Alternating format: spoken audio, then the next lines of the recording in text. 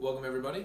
Glad to see some faces tonight. Unfortunately, I myself am unable to attend. About 4 hours ago, I was getting some shoulder surgery done. So without further ado, I'd like to introduce myself and my team. I am Devin. This is Amarani, Kristen, and Marcos. So the company we decided to cover was Turing Pharmaceuticals. This company was founded in 2015 and it was located in Zug, Switzerland. Now, they produced two different drugs. They produced Daraprim and Vecamel. Now, Vecamel is a high blood pressure medicine. Daraprim is an HIV/AIDS treatment medication. Now, where we think they overstepped the boundary and broke the social contract would be in the pricing issues. So as soon as they got the drug, Daraprim is a previous drug that has been in the market for a while now. It's about, I think, 50 to 60 years old. So they purchased it for cheap, and then it was about $13.50 a pill. After they obtained the medicine, they upcharged the pill from $13.50 to $750 per pill. That's a huge increase, about 5,000%. Now, the reason this is an issue is because even with insurance, even if you're lucky enough to have it, it covers 80%, and they had to pay 20%. Before, it would be $270 a pill, maybe $5 and some change a day. Now it's going to be anywhere from $150 a pill to $300 a day. That's a ridiculous amount of money to pay for a medicine that you need to survive. And that's where the issue lies. The issue is because the drug itself is inelastic.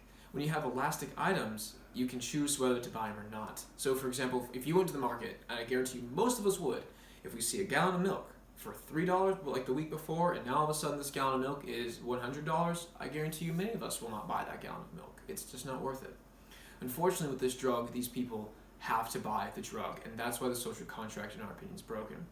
Now, the cost is substantial, and that's what's really causing problems. So when the cost first jumped from $13.50 to $750 or $750, the company got some backlash.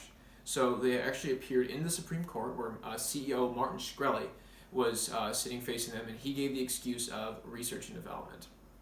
Because the drug was old, people are getting some form of tolerance to it. So their excuse was that by increasing the charge is by increasing the money, the research and development team can then create a better product. But a 5,000% increase is too much for people who need to afford the drug. In my opinion, that's a hard pill to swallow for someone who has to take that price.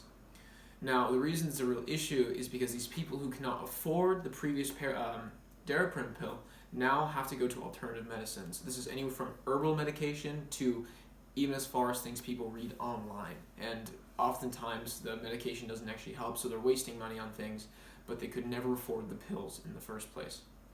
Now, the reason we're addressing this tonight is because this is a legal matter. Now, what he did, and the reason they're not changing the price, and it only decreased a little bit after the backlash, is because legally it's acceptable. There is nothing wrong for the company to make an expensive pill. That is why it's back on the people, and that's why we need to address the issue. Legality is our problem. Thank you very much, and I'll hand it off now.